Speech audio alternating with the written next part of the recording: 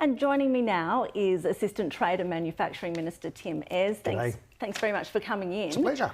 What is the government doing for the shipping industry at this time? Well, there's a number of things here that the government's responding to international developments in terms of inflation. We've seen the impact that the Russia-Ukraine war has had on energy prices around the world, and of course the corollary of what's going on in the Middle East in terms of security in the Middle East.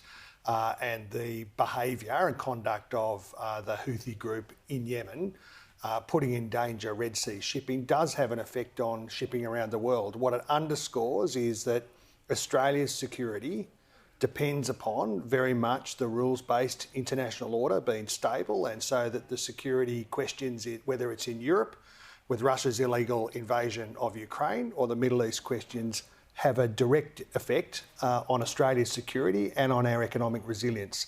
That's why, of course, we have taken the approach that we've taken to inflation.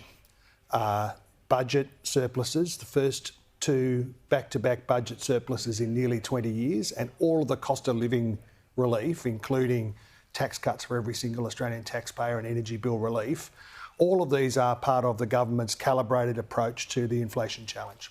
What has the industry told you about what it's experiencing in terms of the extent of this current crisis?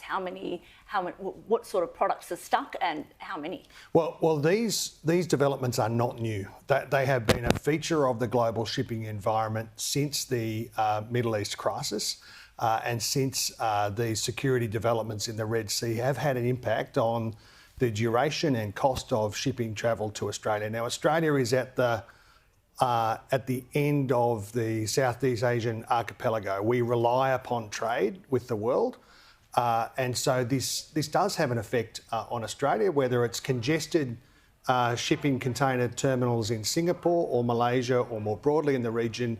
It has an impact on our imports and on our exports to the world.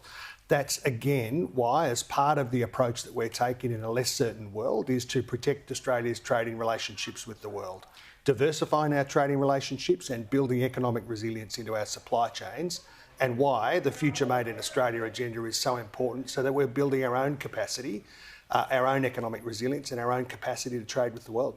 We are hearing that the current situation is going to push up prices and potentially be inflationary. Are you concerned about that? Well, let's see. I think that these are not new developments. They have been feeding into prices for some time. This conflict in the Middle East has been going on for 9 terrible months. This is one of the spillover issues that has arisen for Australia because of that conflict. It'll have been feeding into shipping patterns and to prices for some time. What this government will do in a disciplined way is deal with the things that we can deal with. We can deal with delivering the first 2 back-to-back budget surpluses in nearly 20 years. We have delivered that with discipline. We can deliver cost of living relief to Australian households that doesn't put up inflation. We can have an impact on prices that way. That's what the government's doing, and that's why we're prosecuting Australia's interests overseas, whether it's the security work that Richard Marles, the Deputy Prime Minister, is doing at NATO, or whether it's the trade work that Don Farrell is leading on behalf of the government, deepening and making more resilient our supply chains around the world.